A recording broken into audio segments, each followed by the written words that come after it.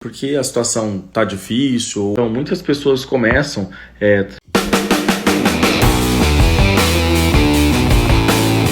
Olha, não existe um período mínimo, né? O que você tem que se atentar é que você vai precisar de alguns documentos para tirar a carteira de motorista. Então, como você vai precisar do passaporte, você precisa de 2 documentos de identificação com foto do seu país de origem, se o visto for de turismo, pelo menos aqui na Califórnia. No caso, o passaporte, uma carteira de motorista, você vai precisar de um comprovante de endereço. E aí depende muito de como você conseguiu, se foi um contrato de aluguel, ou se foi a abertura de uma conta bancária, ou de uma conta de telefone.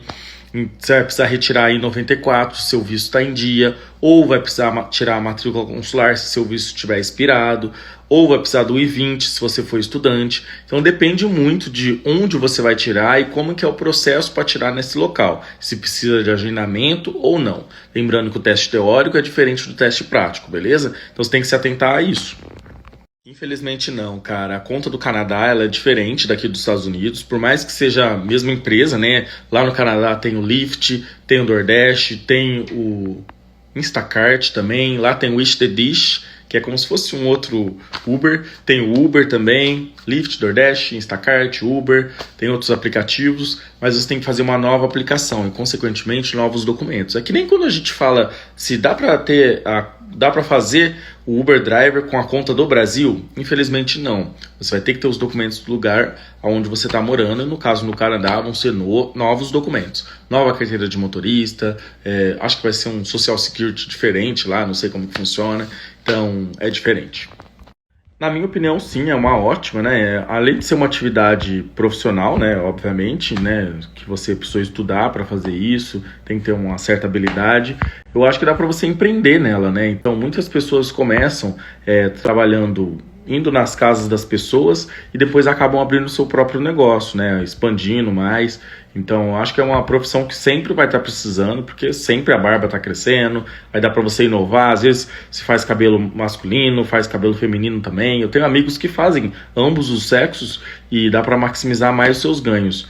Então, sim, eu acho que é uma excelente profissão, uma ótima profissão e dá para você ter o seu próprio negócio. E aqui na Califórnia, qualquer pessoa independente de status migratório pode ter uma licença profissional também na área de cabeleireiro ou barbeiro.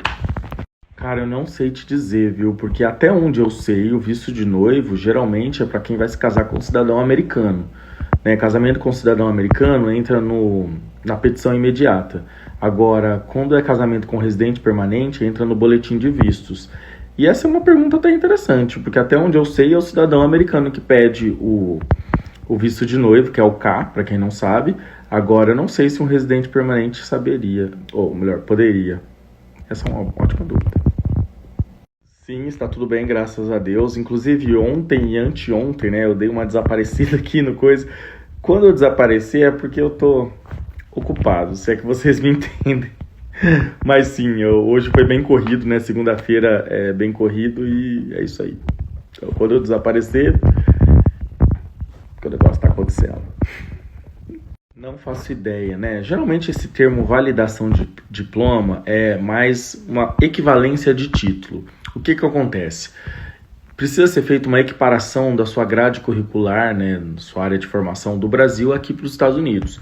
E tem algumas áreas que você tem que estudar um pouco mais. Então, para chegar num valor de quanto que é para validar um diploma, teria que ver se você tem que estudar mais créditos, que é como se fosse mais matérias aqui nos Estados Unidos para equiparar o seu título. E ainda assim, algumas atividades, por serem regulamentadas, você tem que passar por uma prova do estado. Por exemplo, para você se tornar um advogado aqui nos Estados Unidos, você tem que passar num exame que chama BAR, que é o mesmo que OAB.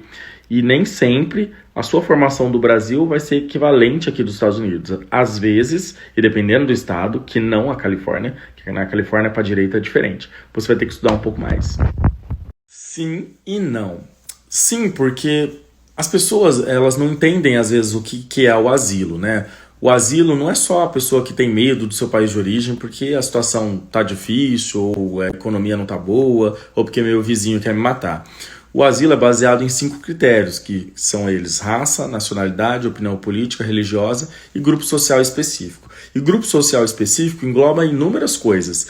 E muitas pessoas não conseguem afunilar, né, de como que elas estão sendo perseguidas por N razões, ou como elas têm medo no seu país de origem por N razões. E muitos casos não se enquadram porque violência urbana por si só não se enquadra, ou situação financeira do país de origem. Então, quem tem um parecer para asilo, eu não acho que é difícil. Você só precisa contar o que aconteceu e apresentar as provas. Então, tive alguns amigos que já foram aprovados, muitos deles homossexuais e outros que não eram homossexuais, mas tinham casos bem específicos. Na minha opinião, para mim, não. Minnesota é uma região onde não há uma grande predominância de imigrantes. Existem imigrantes lá, mas não há uma grande predominância quando a gente vê em Massachusetts, Flórida, Califórnia, New Jersey e outros lugares.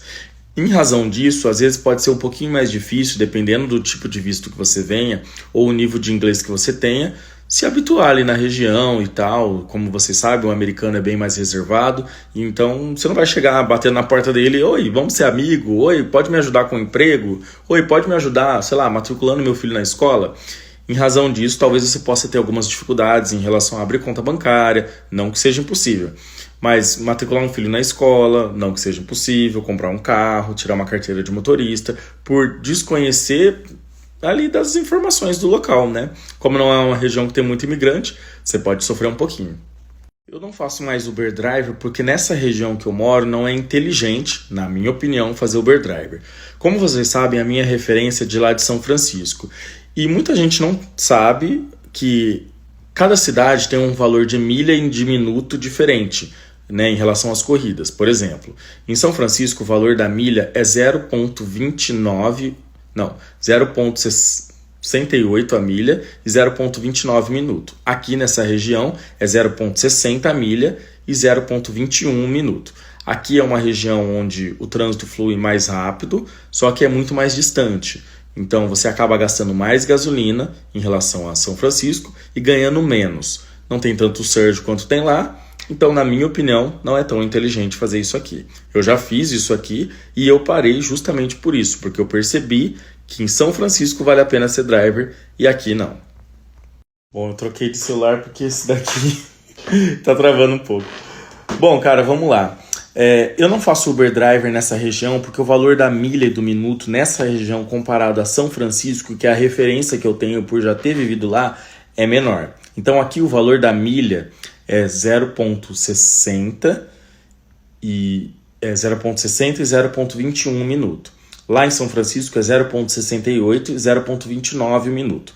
Essa é uma região maior e o fluxo é muito maior aqui, né, de trânsito e tudo. Então é tudo muito distante, não tem tanto trânsito quanto tem em São Francisco. Então você entrega o cliente rápido, só que você dirige muito mais e gasta muito mais gasolina. Consequentemente, não é muito inteligente fazer esse trabalho nessa região, pelo menos na percepção que eu tive em vista de quando eu tive essa experiência aqui. Então aqui é uma região melhor para fazer delivery, lá driver.